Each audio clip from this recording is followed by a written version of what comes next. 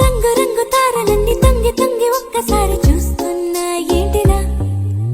పైన లేని వెన్నెలంతా నేల మీదకొచ్చినట్టు నువ్వుంటే చూడవా?